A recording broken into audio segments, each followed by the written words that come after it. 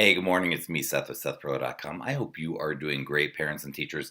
This video really is more for parents, but teachers, I'd be thrilled to hear if you want to comment below and share with parents what you think of this video and what advice you have for them in this, according to this topic. Parents, I'm an executive function coach based out of Boulder, Colorado, and what that means is that I help struggling students figure out how to navigate this thing called school. And what's going on right now is it's the end of the semester. And if your student struggles with school and it's the end of the semester, the very end of the semester, and you are a bit concerned about knowing whether or not what your child is telling you is in fact what they need to be telling you about what they need to be doing to end the school year on a strong note. If you're concerned about that information and its accuracy, this video is for you. This video is about that. So yesterday I was speaking with my local families that I work with, and we were talking about what your child should be doing to wrap up the school year. And the first thing that I wanted to convey to the families that I'm working with locally right now is that they need clarity about that. They need clarity. Well, how do you get clarity? Well, what we typically do is we'll ask our child, hey, what do you need to be doing? Do you have any final exams you're supposed to be studying for? Do you have any final projects coming up? Do you have any novels you're supposed to be reading? Do you have any papers you're supposed to be writing? Because at the end of the year, so if you've been watching my recent videos, you saw the one on Pepper, what's going on with the end of the year, where students not only have current work to deal with, but if your student struggles with executive function, they're also dealing with makeup work, lates, incompletes, zeros, test corrections, and things like that. So they're dealing with past work, current work, and then the upcoming work is huge. It is the end of the year stuff, but you also have spring fever coming where they are less motivated to do their work. They want to be done with school. Teachers want to be done with kids. Parents want to be done with school. Everybody's done. Everybody's at their wits' end with all this stuff. So if your child struggles and you're a parent and you're concerned that, okay, well, it seems like they have passing grades right now, but you know something could turn like that, you don't want to end up a week after school is out getting the grades and finding out, oh my God, my child just failed 4 classes. Now we got to get them signed up for summer school or retaking classes in the fall or figure out how to deal with the situation. So you don't want to be dealing with that. So what do you need? So again, I was talking to my families about what your child should be doing to wrap up the end of the year. What you need as a parent is this clarity about these things, but going to your child to ask them for the clarity. What do you need to be doing? What makeup work do you need to be doing? What current work do you need to be doing? What big things do you have for the end of the year do you need to be doing? Are you going to be able to do that when you feel less motivated because it's spring? And you can't rely on your child to give you a reliable answer. What are you going to do? So here's the one thing I want to recommend that you do. You need one thing, and that is clarity. You're not going to get it from your kid just because they don't have the executive function to do that. It's not that they can't, or it's not that they're just not trying, or they don't care, or they're just being lazy, or they're just unmotivated. We want to stay away from those judgment sort of concepts that shame them. They do not, most likely your child does not have the executive function, the ability to manage all of the details of what they're supposed to be doing right now.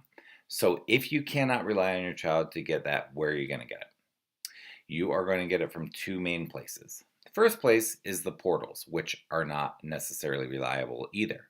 You're going to look at Schoology, you're going to look at Google Classroom, you're going to look at Infinite Campus, you're going to look at whatever your school uses, and sometimes it's very confusing because you might have one teacher who uses Infinite Campus, Schoology, and their own personal teacher website, or they might use 2 or 3 different things, and you might have a different teacher who uses different online portals. So it can be very confusing to know where to go. This drives me nuts, drives the families nuts, it drives the kids nuts. It's really hard to get the clarity from the portals, but that's the first place you want to go, is look at the portals, scour through the teacher sites and see what they're communicating there. Then you have some teachers who communicate extraordinarily well online. They really make the expectations really clear. There's no question. You can print PDFs up. You know exactly exactly what's going on, when it's due, how it should be done.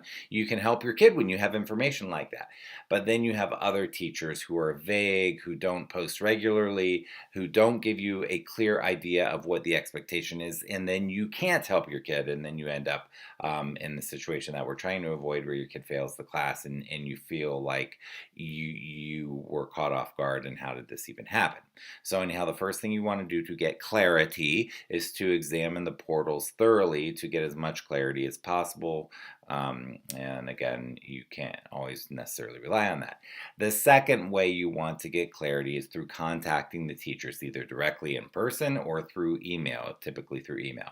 What I'm going to explain to you here is what I would email the teachers. And if you're a teacher watching this, and again, you have advice for the parents on what to write on this, please leave a comment below telling leaving your wisdom for parents here. So basically, you want to email the teachers and say, hey, what's up? Hope you're doing well. Thanks for everything you do. Look, it's the end of the year. Keep your email short, bulleted, easy to read. Teachers get tons of email. Make it easy for the teacher to respond to. Do not write them a book, okay? Say, hey, what's up? We're trying to get clarity. We don't want to be blindsided. I'm writing you this email because we don't want to be blindsided. We want to know exactly what's going on. So could you please give us clarity? Here's the clarity we need. 1, we need clarity on past work. Are there any missings, incompletes, zeros, late work, test corrections, or anything that we should be aware of? 2, we need clarity on current work. It looks like this is what you guys are doing. This is what the portal says. Is this true? Are we on target here or not? If not, what do we need to know about what's going on currently? 3, what about upcoming work? Pepper, are there any papers, exams, projects, or large reading assignments that my child should be working on? Because with your kids, if your kid struggles with executive function, your kid is the type of kid who the night before the giant thing is due that they've had 6 weeks to work on, they say, oh, mom, dad, guess what? I have a giant 10-page paper due tomorrow. I haven't started. So you want to know about those end of the year long-term projects or long-term things that might be coming up. If it's an exam, you want to know, is there a study guide, and so on and so forth. But anyhow, you don't have to get that detailed on this email. But in this email, you want to be like, what's going on with past stuff? What's going on with current stuff? What's going on with the upcoming stuff? The question is, the number one question you're trying to ask in this email for clarity is, what do we need to know so we're not blindsided after it's too late? Meanwhile, I will put a template on my in the YouTube description and on my blog post at sethperler.com that you can literally cut and paste and then modify for your situation. But it's a template that will help teachers, if you have any advice for parents, with the template and how they should phrase things or ask things in order to get the best responses from teachers. Please add that in.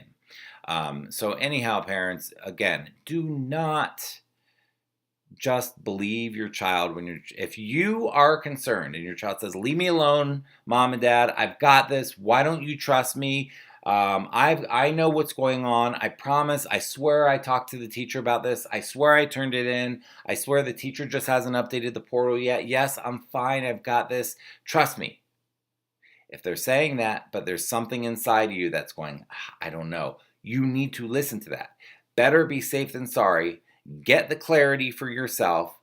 Figure out what's actually going on. If they were right, if your kid was right, awesome. Reward the heck out of them. I mean, that's fantastic. That's what we want.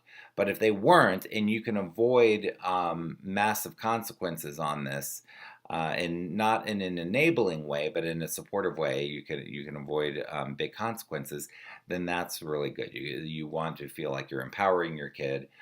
You're giving them clear expectations. You're giving them the support they need and all that.